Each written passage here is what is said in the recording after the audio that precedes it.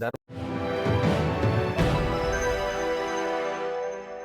வணக்கம் வள்ளல் மீடியா நேயர்களே. இன்னைக்கு நம்ம பேச போறது கர்நாடகாவில் இருக்கிற, அதாவது தக்ஷண பிரதேசம் அப்படிங்கிற இடத்துக்கிட்ட இருக்கிற தர்மஸ்தலா அப்படிங்கிற ஒரு வழிபாட்டு தலத்தை பத்தி தான். இங்க வந்து பாத்தீங்கன்னா தினமும் பல பேர் வந்து போயிட்டு வருவாங்க. குறிப்பா வந்து 20,000க்கும் மேற்பட்டோர் தினமும் அவங்க வந்து உணவு அருந்திட்டு செல்லக்கூடிய விஷயம்லாம் நடக்குது. அது மட்டும் இல்லாம நிறைய சோஷியல் வெல்ஃபேர் ஆக்டிவிட்டீஸ்லாம் வந்து தொடர்ந்து ரொம்ப நாளா பண்ணிட்டு இருக்காங்க.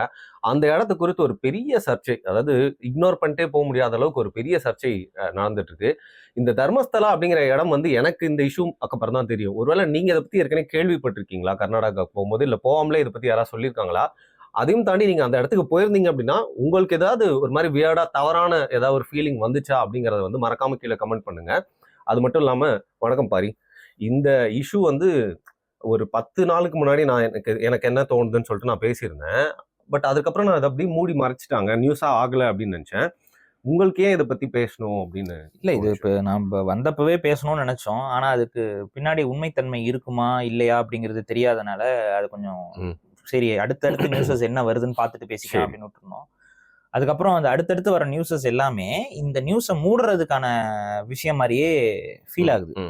அதன் அடிப்படையில சரி, ஏன்னா நீங்க பாத்தீங்கன்னா அந்த ஒரு தான் வந்து எனக்கு பாதுகாப்பு வேணும் அப்படின்னு சொல்ற ஒரு நபர் இன்னைக்கு வரைக்கும் அவர் ஐடென்டிட்டி என்னன்னு தெரியல யாருக்கும்.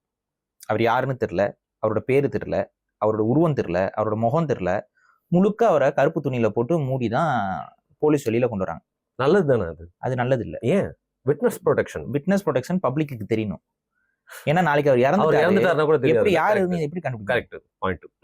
புரியுதுங்களா? சோ அதுவே நமக்கு வந்து ஒரு பெரிய அதிர்ச்சியா இருந்துச்சு. விட்னஸ் ப்ரொடெக்ஷன் தான், யாரை காப்பாத்துறீங்கன்னு யாருக்கு தெரியும்? யாரு வந்து அதை கேள்வி கேட்பா? இவர் தான் அவர் தான் இவருன்னு நாளைக்கு யாரையா மாத்தி கொண்டு வந்து நிப்பாட்டினா? ஆனா பை ரூல்ஸ் படி ஏதாவது படிச்சு பாத்தீங்களா? காட்டணும் காட்டக்கூடாதுன்னு அது மாதிரி ஏதாவது? காட்டணும் காட்டக்கூடாதுங்கிறதுலாம் கிடையாது. விட்னஸ் ப்ரொடெக்ஷன்ங்கிறதே நீங்க நீதிமன்றத்துல வெளிப்படையா மனு போட்டு தான் விட்னஸ் ப்ரொடெக்ஷன் வாங்கியிருப்பீங்க. சரி. சோ இப்ப இந்த கேஸை வந்து சீக்ரெட்டிவா நாங்க டீல் பண்றோம் அப்படிங்கிறது ஒரு பக்கம் இருக்கட்டும். இந்த கேஸை சீக்ரெட்டிவா டீல் பண்ண வேண்டிய அவசியம் என்ன வந்துச்சு? இல்ல, முதல்ல இந்த கேஸ் பத்தி கொஞ்சம் சொல்லிருங்க. ஃபர்ஸ்ட் நம்ம இந்த கேஸை பத்தி பேசுறதுக்கு முன்னாடி எப்பவுமே ஒரு விஷயத்த பாக்குறதுக்கு முன்னாடி அது என்னங்கிறது தெரிஞ்சுக்கணும். சரி. அப்ப இந்த தர்மஸ்தலாங்கிறது ஒரு வழிபாட்டு தலம். ஆனா என்ன வழிபாட்டு தலம்ங்கிறது யாருக்குமே தெரியாது. சைவைட்னு போட்டுருந்துச்சு. நீங்க உள்ள லிங்கம் இருக்கனால சைவைட்டுங்கிறீங்க.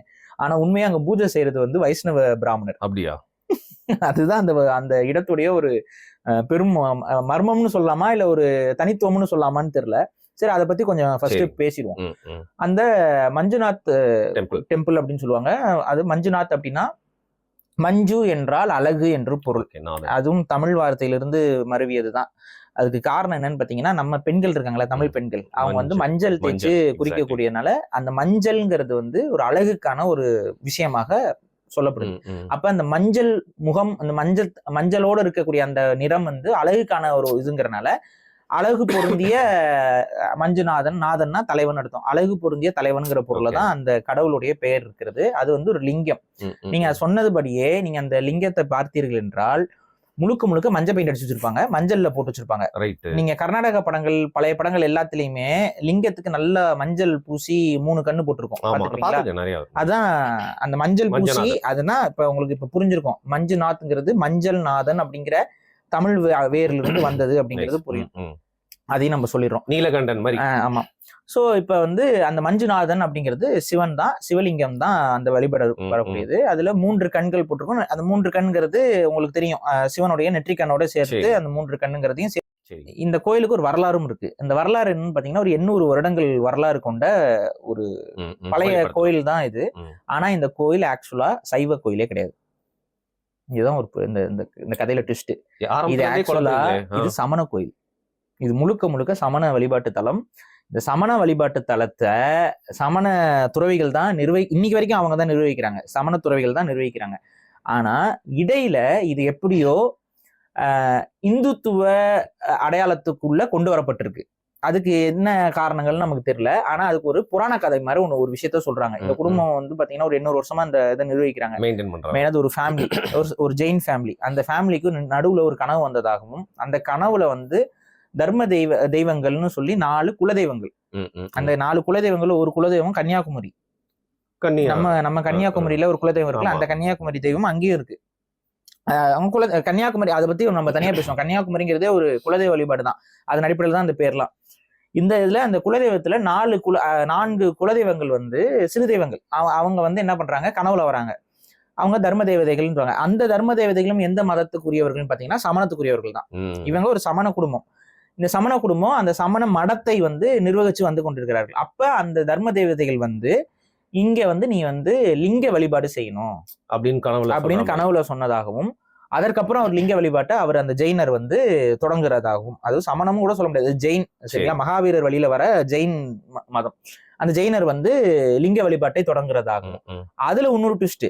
ஆனா லிங்கத்தை வந்து சைவ பிராமணர்கள் தானே வழிபடுவோம், அதாவது பூஜை செய்வாங்க இதுல. ஆனா இங்க நீ வந்து வைஷ்ணவ பிராமணரை தான் பூஜிக்க வைக்கணும் அப்படின்னு யார் சொன்னாங்க? அந்த தெய்வங்களே சொன்னதாக இது ஒரு புராணம். இது ஒரு செவிவெளி கதைகளாக நம்பிக்கையின் அடிப்படையில கடத்தப்படுறது. அப்ப நீங்க அந்த கோயிலுக்கு போனீங்க அப்படின்னா உங்களுக்கு சிவலிங்கத்தை தான் நீங்க வழிபடுவீங்க. ஆனா அந்த வழிபாட்டு முறைகள் வந்து வைணவ முறை. புரியுதுங்களா? வைணவ பூஜைகள் தான் அங்க நடக்கும் சிவனுக்கு.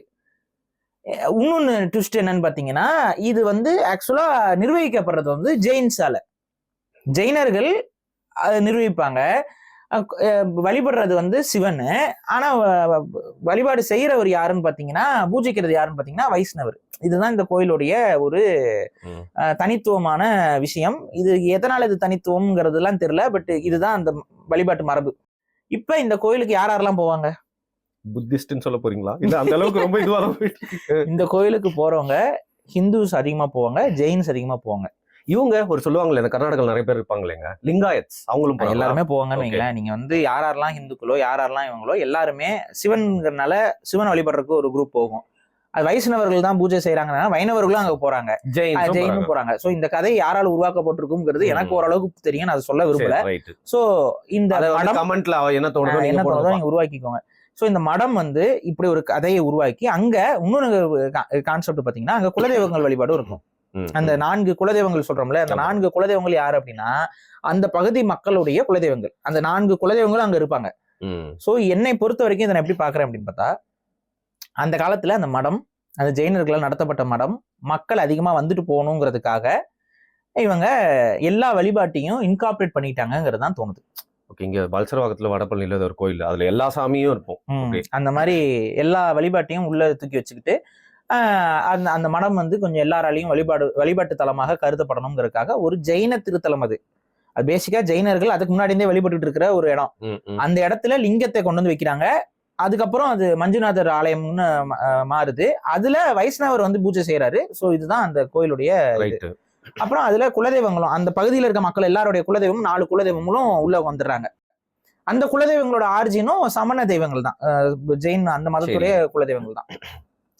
அப்ப இதுதான் அந்த கோயில், இதை பத்தி தெரிஞ்சுக்கோங்க. இப்ப இதற்கு வந்து பாத்தீங்கன்னா இந்தியாவில இருந்து பலரும், வெளிநாடுகள்ல இருந்து ஒரு சிலரும் கூட இந்த கோயிலுக்கு வழிபடுறதுக்கு வந்துட்டு போயிட்டு இருக்காங்க. கரண்ட் ரெக்கார்ட் எடுத்து பாத்தீங்கன்னா லட்சங்கள்ல இருக்கு. அதிகமா வந்துட்டு போயிட்டு இருக்க ஒரு இடம். இப்ப சர்ச்சைக்கு வரும். இந்த கோயிலை சுற்றி பல சர்ச்சைகள் பல ஆண்டுகளாகவே இருக்கிறது. குறிப்பிட்ட இந்த சர்ச்சைகள் எப்ப தொடங்குதுன்னு பாத்தீங்கன்னா 90ஸ்லயே தொடங்கிடும். 90ஸ்லயே இது சர்ச்சைகள் வந்து என்னன்னா, பெண்கள் அங்க காணாம போறாங்கிற மாதிரியும், அங்க கொலைகள் நடக்குது அப்படிங்கிற மாதிரியும், அதுல இன்னொன்னு பாத்தீங்கன்னா ஒரு 4 பேர் வந்து குளிக்கிறதுக்கு போயிருக்காங்க பசங்க. அந்த 4 பேர் பசங்க மிஸ்ஸிங் கேஸ்.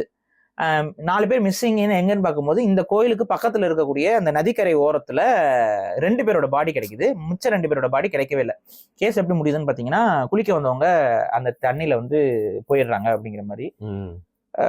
அந்த பாடியும் புதைக்கப்பட்டு கிடைக்கப்பட்டிருக்கு. ஸோ எப்படின்னு புரியல.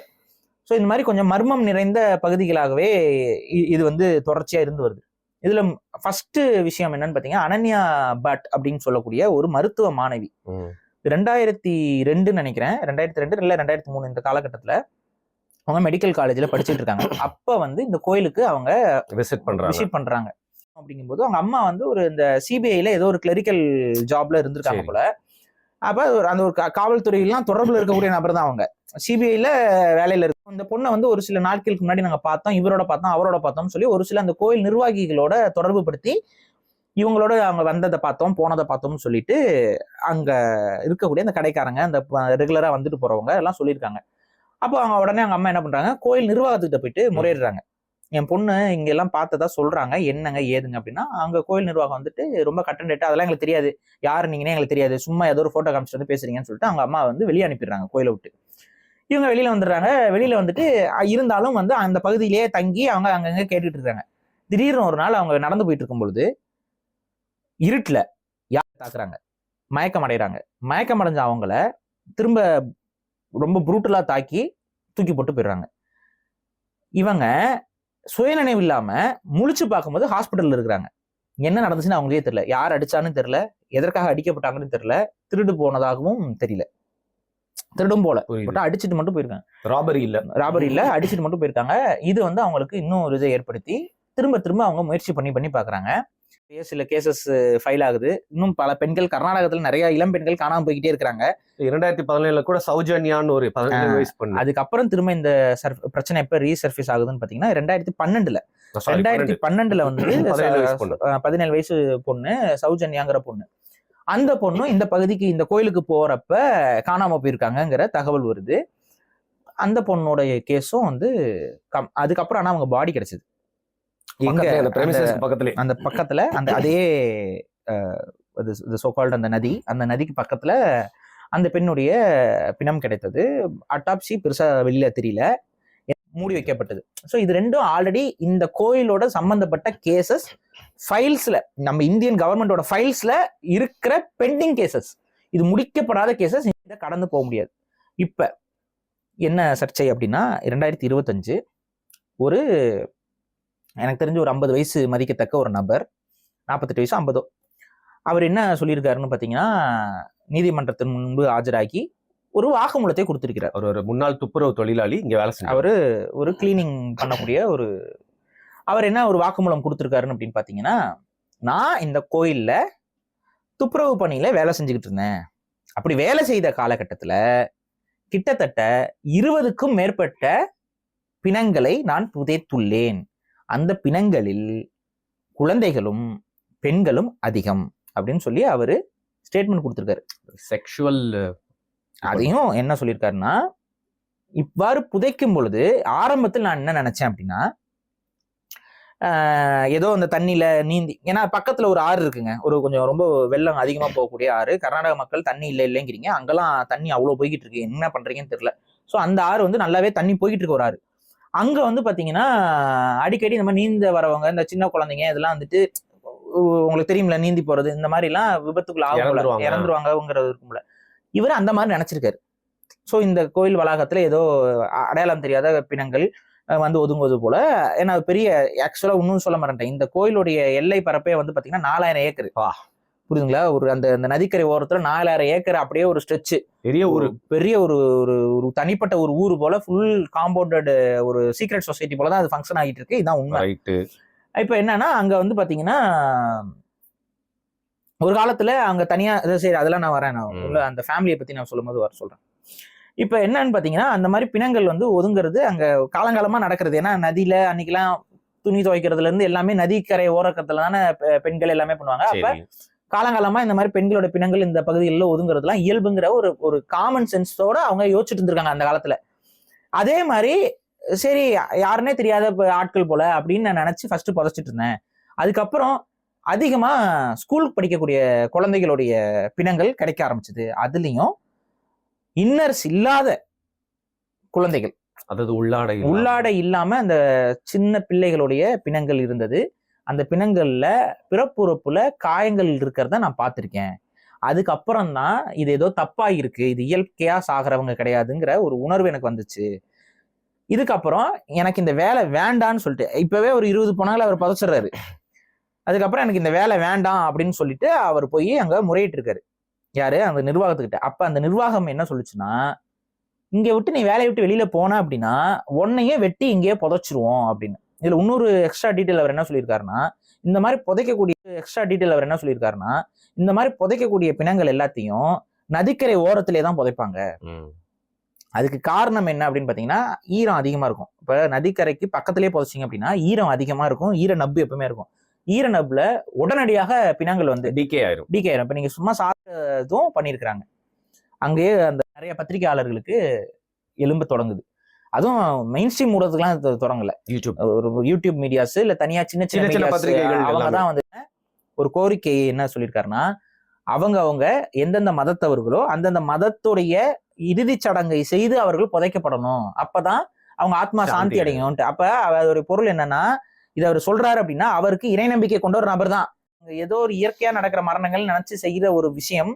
அதுக்கப்புறம் அவர் நியூஸ்ல அதேமா வந்து அந்த டீட்டெயில்டா நமக்கு வெளியில வரல. ஏன்னா அவர் தான் கருதப்படுவான், அவனுக்கு ஆயுள் தண்டனை வரைக்கும் பெரிய அளவுக்கு தண்டனை கிடைக்கதான் போகுது.